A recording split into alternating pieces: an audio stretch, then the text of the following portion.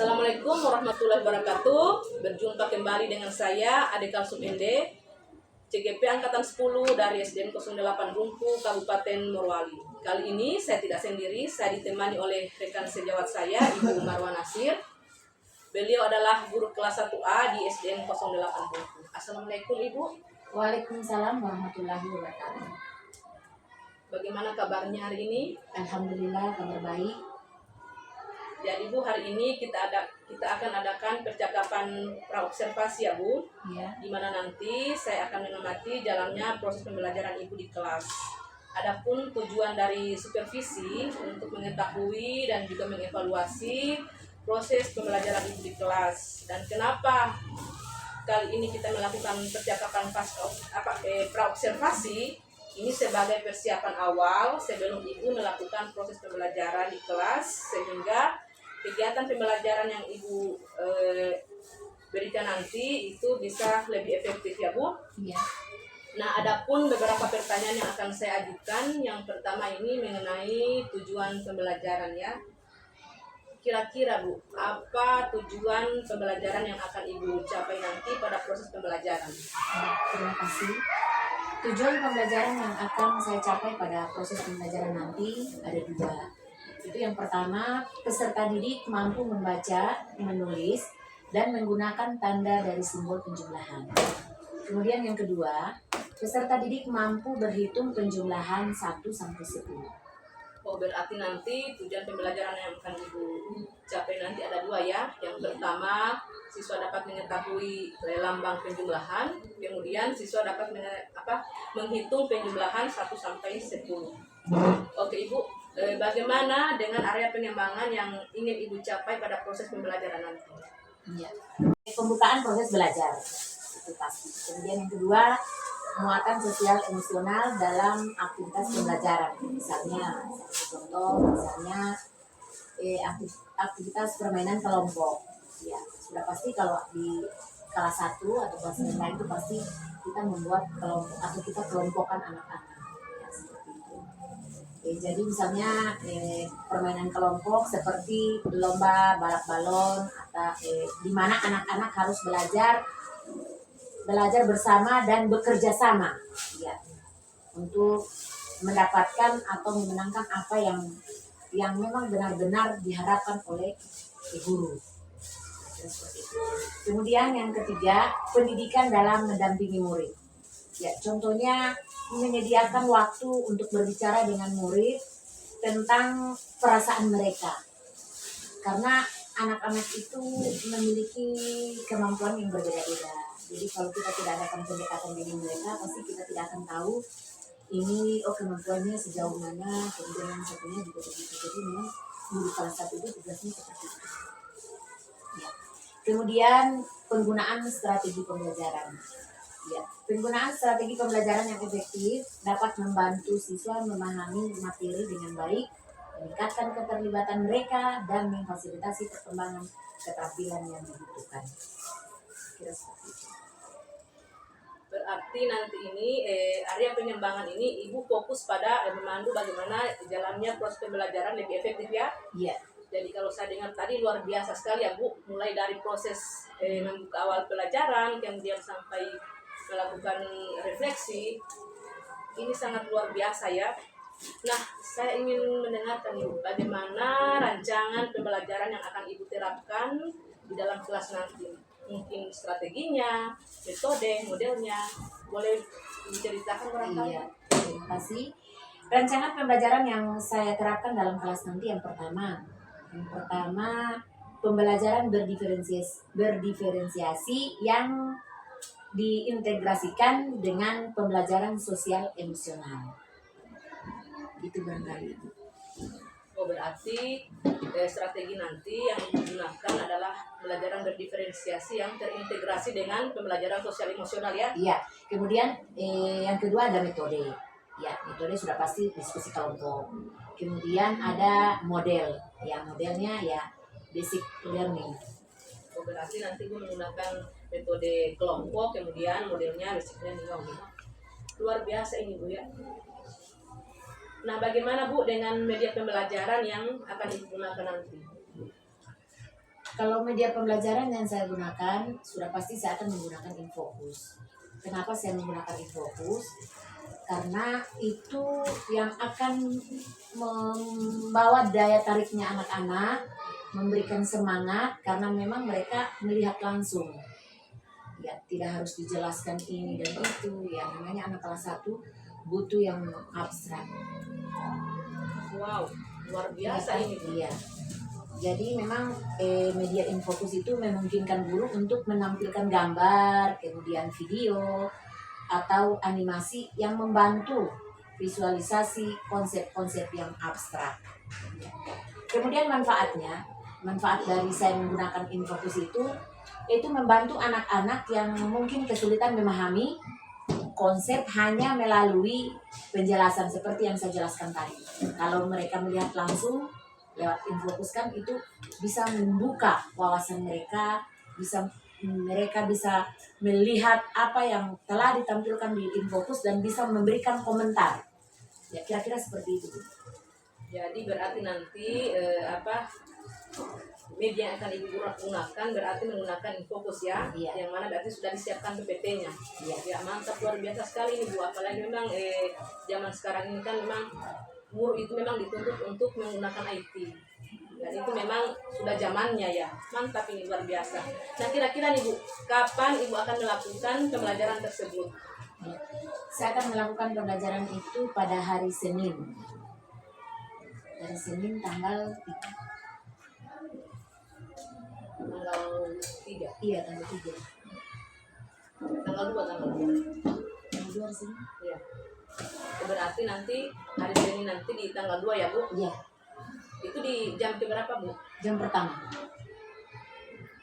Nah, berarti hari Senin nanti di jam pertama saya akan datang di kelas Ibu untuk melakukan supervisi ya Bu, Iya. untuk melihat hal-hal apa saja yang terjadi di dalam kelas.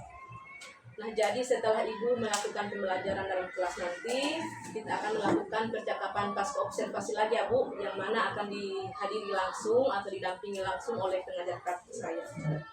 Nah, Ibu, dari percakapan kita hari ini, kira-kira apa yang bisa Ibu dapatkan? Iya. Yang saya dapatkan yaitu gambaran tentang apa yang akan saya tampilkan nanti di hari Senin. Saya juga bersyukur karena saya sudah dipilih untuk diwawancarai, dengan itu membuat saya semangat dan mempersiapkan apa yang akan saya tampilkan nanti atau saya bawakan di hari Senin. Jadi, syukur ya Bu. Iya, alhamdulillah. Oke, terima kasih banyak Bu atas waktunya yang telah bersedia menemani saya dalam percakapan praobservasi ini. Sampai ketemu di hari Senin nanti untuk kegiatan observasi ya Bu. Iya. Demikian percakapan praobservasi kita kali ini. Sampai bertemu di kegiatan observasi dan pasca observasi. Wassalamualaikum warahmatullahi wabarakatuh. Assalamualaikum warahmatullahi wabarakatuh dan selamat pagi anak-anakku semua. Bagaimana kabarnya hari ini?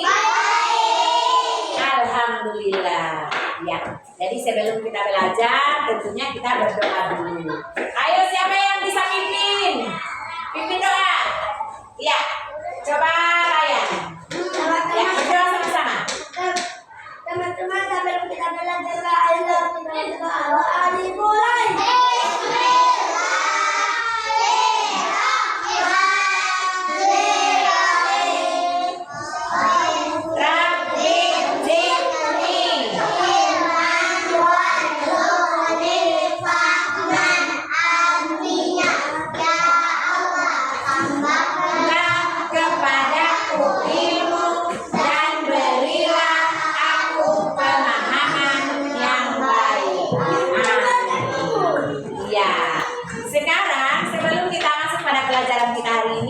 Ibu guru mau absen dulu. Jadi kalau nanti dipanggil namanya harus jawab apa? Adik ibu guru, pintar. Dan dengarkan namanya di absen. Ali Sakban. tiga ditambah tiga sama dengan enam. Tiga ditambah empat sama dengan tujuh. Empat ditambah empat sama dengan delapan. Empat ditambah lima sama dengan sembilan. Lima ditambah lima sama dengan 10. Itulah penjumlahan 1 sampai 5.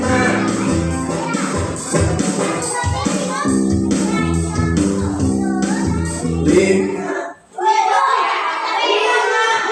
itu lagu penjumlahan 1 sampai 5. Dari 1 tambah 1. 1 tambah 1, ayo siapa yang tahu? Iya. 1 ditambah 2 berapa? Pintar. 1 di E. 2 ditambah 2 berapa? Luar biasa ini anak kelas 1 aku. Pintar. Nah, sekarang perhatikan. Kita lihat gambar tentang penjumlahan dan nanti Bu Guru akan menjelaskan cara mengoperasikan penjumlahan.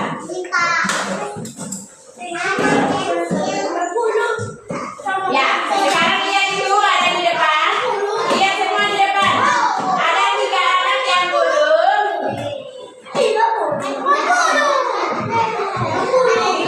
Ya, di atas pensil. Nah, ini. Lihat ini. Nah, ada 3 anak yang duduk ini. Duduk di mana mereka ini? Di atas pensil. Dan ada 2 anak di atas apa? Ada berapa anak? 2 anak. Ya, nah, 3 anak yang duduk di pensil digabungkan. Jika ini yang 3 orang ini digabungkan dengan yang ini, nah yang balok, ada berapa jumlah semua anak tersebut? Ada berapa? Pintar. Ada 5. Jadi yang duduk di pensil tadi 3, yang duduk di balok 2. 3 ditambah 2 sama dengan 5. Bagus. Nah, sekarang tanda yang digunakan untuk menggabungkan 2 bilangan adalah tanda apa? Tanda apa ini? Tanda apa ini? Tanda tambah. Ini. Coba lihat semua di sini. Lihat semua di sini. Ini. Tanda apa ini? Tanda tambah. Pintar. Nah, jadi kalimat matematikanya tadi yang digambar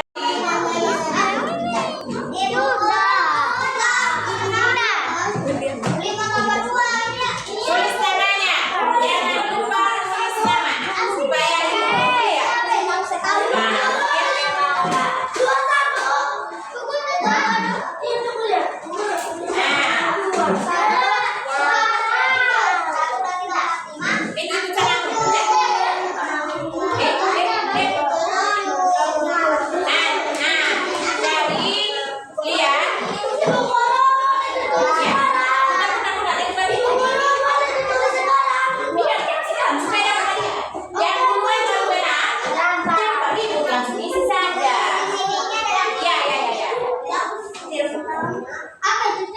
Nah, ini dia nanti di warna mana yang lain. Perhatikan Putra.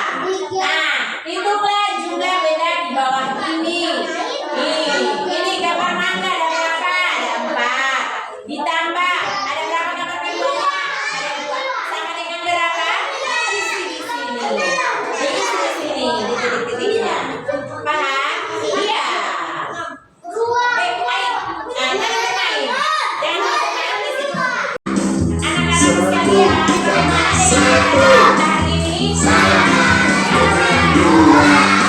Satu ditambah 2 sama dengan 3. 2 ditambah 2 sama dengan 4.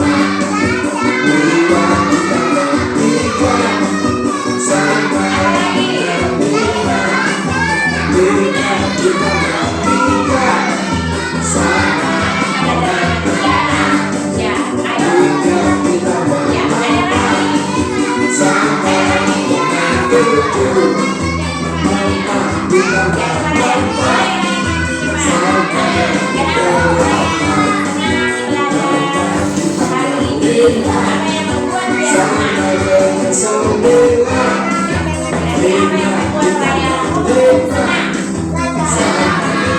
semua.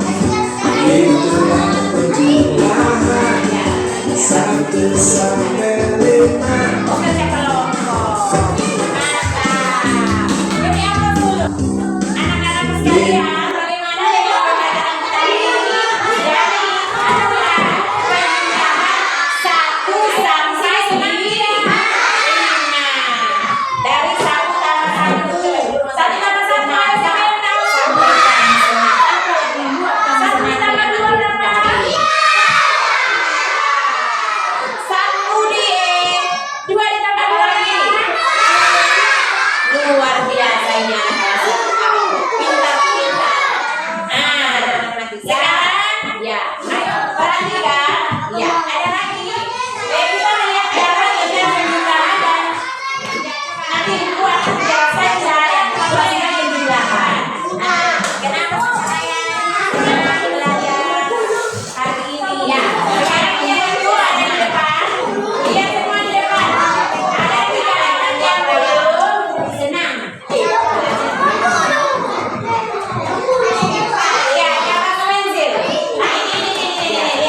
Nah, ada 3 anak yang belum senang. Yang belum di mana mereka ini? Di atas pensil. Yang ada 2 anak di atas bak. Ada berapa yang di sini? 2. Nah, 3 anak yang duduk di pensil digabungkan. Jika ini yang 3 orang ini digabungkan dengan yang ini, nah yang balok. Ada berapa jumlah semua anak tersebut lagi? Ada berapa? Pintar. Ada 5. Jadi yang duduk di pensil tadi 3, yang duduk di balok 2. 3 ditambah 2 sama dengan 5. Yang tanda yang digunakan untuk menggabungkan 2 bilangan adalah tanda apa? Yang membuat tanda apa ini? Tanda apa ini? Tambah. Ini. Coba lihat semua di sini ya. Lihat semua di sini. Ini. Tanda apa ini? Tambah kita. Nah, jadi kalimat anak yang tadi yang digambarkan itu 3 yang sedang di pensil tambah 2 yang sedang di balok sama dengan berapa? Sini senang tidak?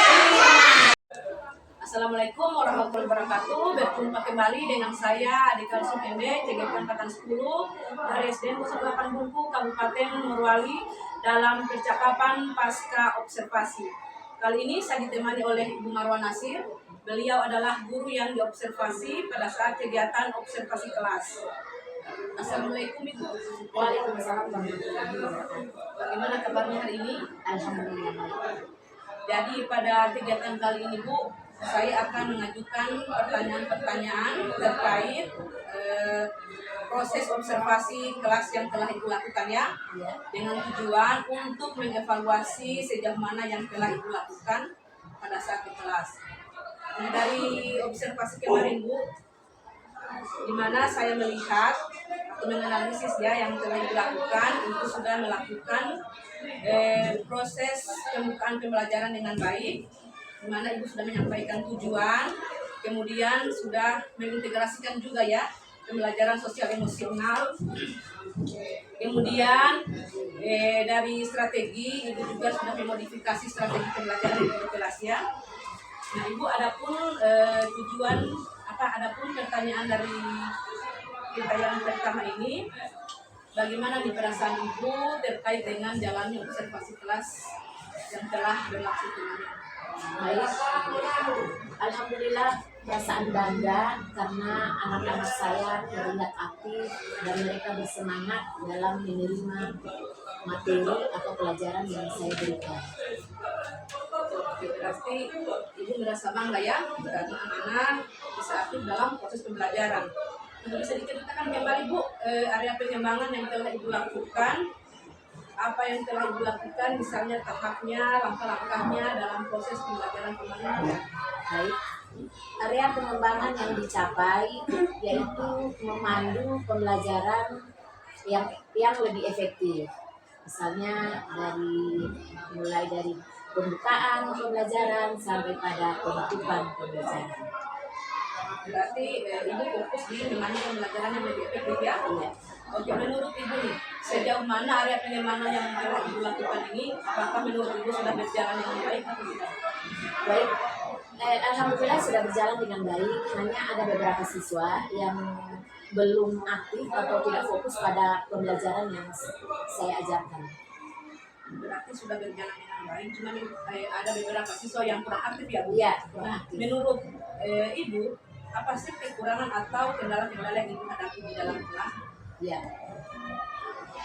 sesuai dengan yang saya katakan tadi bahwa ada beberapa anak yang tidak fokus atau tidak aktif dalam menerima pelajaran yang saya berikan.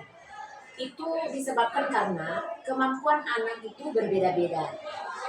Ya, jadi kita seorang guru itu pasti kita tahu bahwa kemampuan anak di dalam satu kelas itu pasti berbeda-beda.